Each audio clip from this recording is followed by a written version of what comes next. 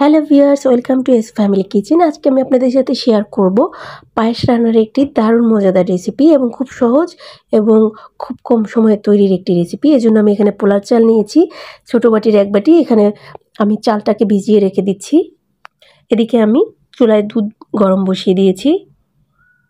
দুধটাকে আমি ভালোভাবে জাল করে নেব। আর দুধটা ভালোভাবে ফুটে এলে আমি এতে এলাচি এবং দারুচিনি অ্যাড করে দিব। আমি 3টে এলাচি এবং কয়েক টুকরা দারচিনি অ্যাড করে দিয়েছি, এতে সুন্দর একটা স্মেল আসবে। আর এদিকে আমি পোলাওয়ের চালটা যে ভিজিয়ে রেখেছিলাম, এটা ভিজে গেছে। এর জন্য আমি হাত দিয়ে একটু ঘষে নেব। ঘষে নিলে যদি পোলাওয়ের চালটা ভেঙে যায় তাহলে বুঝতে হবে চালটা ভালোভাবে ভিজে গেছে। আর এইভাবে ডলে ডলে হাত দিয়ে এই পুরো চালটা ভেঙে নিতে হবে। আর যতটা গুঁড়ো গুঁড়ো করে ভেঙে নেওয়া যাবে তত ভালো হবে পায়েসটা। দেখুন আমি এভাবে ভেঙে নিয়েছি, একটু পানি সহ, যেন একটু লিকুইডের মতো থাকে। আর এদিকে আমি চুলায় যে দুধটা গরম করে নিয়েছিলাম, এটাকে একটু নেড়ে চেড়ে দিচ্ছি।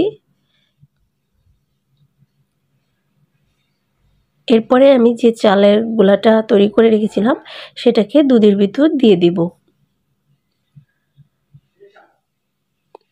এরপরে অনবরত নাড়তে হবে। এই সময় কিন্তু নাড়া একদম বন্ধ করা যাবে না, তাহলে নিচ থেকে চালের যে গোলাটা দিয়েছি সেটা একদম দলা পাকিয়ে যাবে। আর এতে করে পায়েসটা মজার হবে না। 15 মিনিটের মতো আমি পায়েসটাকে ভালোভাবে রান্না করে নিয়েছি। এরপরে যখন দুধটা কমে আসবে তখন আমি দিয়ে দিচ্ছি 1 কাপ পরিমাণে গুঁড়ো দুধ। গুঁড়ো দুধের জন্য এখানে সুন্দর একটি স্মেল আসবে এবং স্বাদটা দ্বিগুণ বেড়ে যাবে।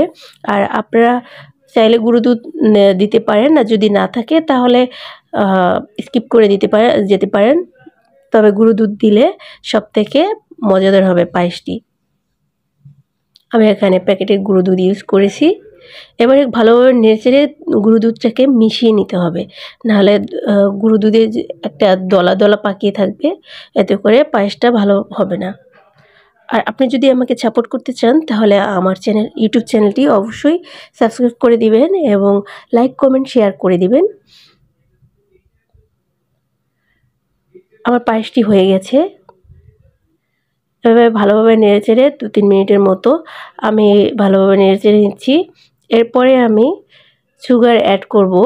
তবে আপনারা চাইলে এখানে গুড় অ্যাড করতে পারেন। যদি গুড় অ্যাড করেন তাহলে আপনাদের এখানে এই পায়েসটা যখন একটু ঠান্ডা ঠান্ডা হয়ে আসবে, গরমটা কমে আসবে, তখন অ্যাড করতে হবে। আর আমি এখন অ্যাড করে দিচ্ছি চিনি। আমি এখানে লাল চিনি ব্যবহার করেছি। লাল চিনি ব্যবহার করার জন্য পায়েসের কালারটা একটু ভালো আসবে, এজন্য আমি লাল চিনিটা ব্যবহার করেছি। আপনারা চাইলে সাদা চিনি দিয়েও এই পায়েসটি তৈরি করতে পারেন। চিনি দেওয়ার পরে ভালোভাবে নেড়েচেড়ে চুলার উপরেই রাখতে হবে। আপনারা চাইলে এখানে এই সময়ে মিডিয়াম আঁচে একটু জাল দিতে পারেন। আর আমি ঠিক মিডিয়াম আঁচে 2 মিনিটের মতো চুলায় এটাকে রান্না করে তারপরে নামিয়ে গরম গরম পরিবেশন করে নেব। আর আমি চুলায় থাকাকালীন সময়ে কিশমিশ অ্যাড করে নিই। এ পর্যায়ে পরিবেশনের সময় আমি কিশমিশ এবং কাজু বাদাম, কিশমিশ, এগুলো সবগুলো ড্রাই ফ্রুটসগুলো অ্যাড করে দেব।